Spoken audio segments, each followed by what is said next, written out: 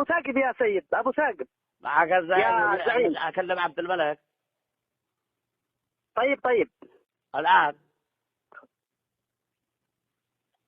نعم.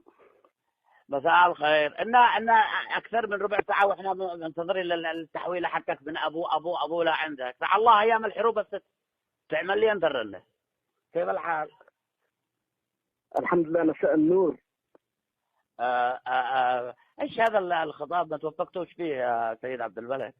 ال50 هذا عبارة عن الآن بتدفعونها 50. أنا كنت أطلب ملايين الدولارات باليورو. تفعل مؤتمر المانحين، تفعل كذا، إذا واحد يطلب بشرف. وأنت تستكثر علينا 50 الذي نطلبها من أجل دعم الجبهات، من أجل المبالغ الذي سحبناها من البنك المركزي الذي وصلت لصعدة ما نريد نصرة منها شيء. أين هي؟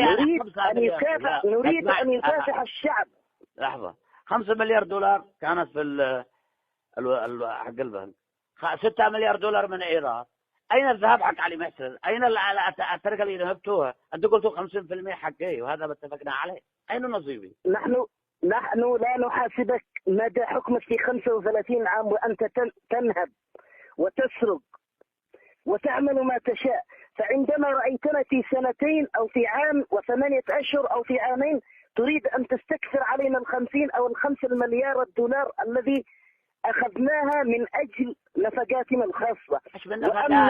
النفقات كلها أنتم راح توظفوا مار حقي الصواريخ اللي كنت أبيعها للقرن الأفريقي والسلاح. هذا طرف يحاسبوني. لما حاسبك على 63 مليار دولار ولم نقول لك لنقتسمها. هذا موضوع عليك أن تعرف يا زعيم بأن لدينا جبهات مشتعلة، بأن لدينا جرحى، بأن لدينا شهداء. نصرف في احتفالية الشهداء مليارات وملايين أيضا. طيب ليش ما تصرفوا من المليارات الموجودة معاكم؟ اصرفوا. أما أنا هي حقي مش حكايتي. أنتوا الذي جيتوا من أمس. لماذا لا تصرفوا؟ أو تريد تستعطف الناس؟ أنت فعلت احتفالات ونهبت 35 سنة وأنت تنهب وتسرق ولم نحاسبك عن ذلك. فعندما دخلنا صنعاء ووصلنا إلى الحكومة تريد أن تحاسبنا، وأنت من كان سيحاسبك آنذاك؟ أيوة. الحين اسمع، بالنسبة اللجنة الثورية احنا اتفقنا وشكلنا مجلس رئاسي وقلنا حل اللجنة الثورية. اللجنة الثورية لا زالت تمارس عملها. محمد علي هذا ضبط محمد علي الحوثي لا زال يصدر قرارات. ما هذا اتفقنا عليه يا عبد الملك. أنت عندما اتفقنا على إلغاء اللجنة الثورية، نعم، فقلت ذلك سنلغي اللجنة الثورية وسنؤسس مجلس رئاسي كما تكلمنا وكما اتفقنا عليه. وقلت أنه سوف يكون إجماع دولي بالاعتراف بالمجلس السياسي كشرعية داخل اليمن، ولكن لم يكن ذلك.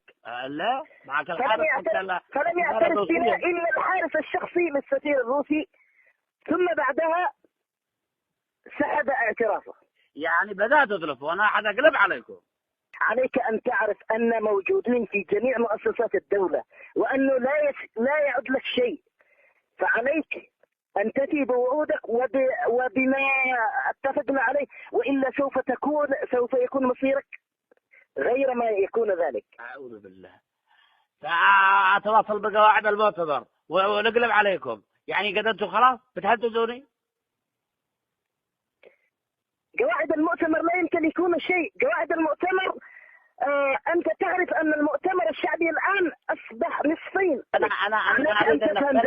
أنا ما ليس من ضعف. أنا اعتذرت في بس الخطبة حق الحاج لأنه ما كناش دارين إحنا بس من كربلاء، وهو اعتذر وليس من ضعف. أنا بقى أريد أن نختلف لأني أشوف الإصلاحيين بقى يتشافوا فينا. بدأت أصبر وسنقدم التنازلات وسنتنازل عن المؤتمر الشعبي العام لأني لا أريد أشق الصف. لكن خلاص يلا الله يعينكم.